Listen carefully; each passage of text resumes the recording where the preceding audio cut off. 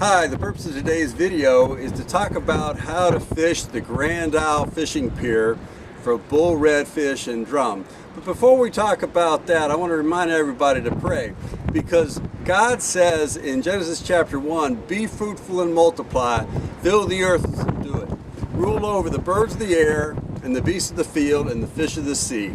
So we want to make sure we're asking the Lord for success fishing in Jesus' name, because he says all authority in heaven and on earth has been given to him. That's Jesus Christ, who's the King of Kings and the Lord of Lords. And this is one of our favorite fishing piers in Louisiana, because as far as I know, it's the only one left where you can fish in a pass from a fishing pier.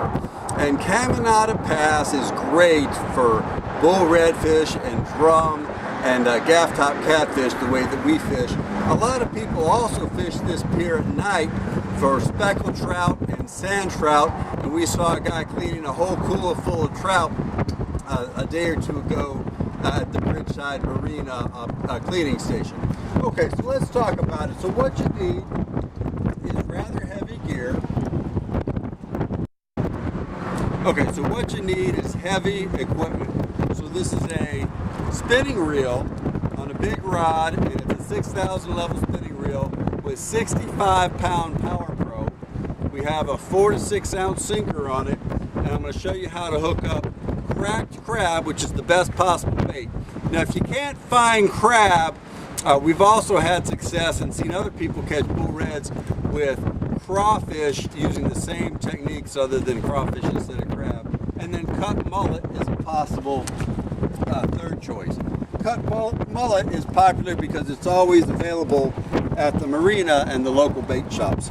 So to make a cracked crab, this is a fresh crab, number 6, a buck 119 special buck knife. And you just cut the crab in half.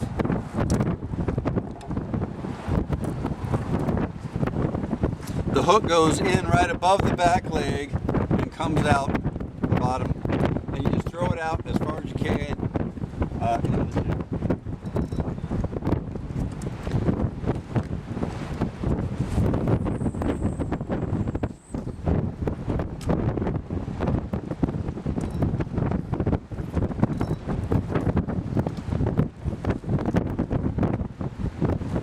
Okay, so you might wonder, where on the pier is the best spot? If it's available, we often come out to the end of the pier, but we've surveyed the bottom, and the whole half of the pier further from the shore is pretty good for redfish. It's 10 to 12 feet deep along that whole length, and we've seen people catch bull redfish and drum all the way up and down the pier. So if other people are already using the spot at the end, you don't need to muscle them out of the way. Just pick a good spot somewhere between the halfway point and the end. This zero, we hook it down from the top and the back leg and down out through the bottom. Have a sinker that's big enough to hold the bottom. And we just cast it out as far as we can with a suitably sized spinning reel with 65-pound power.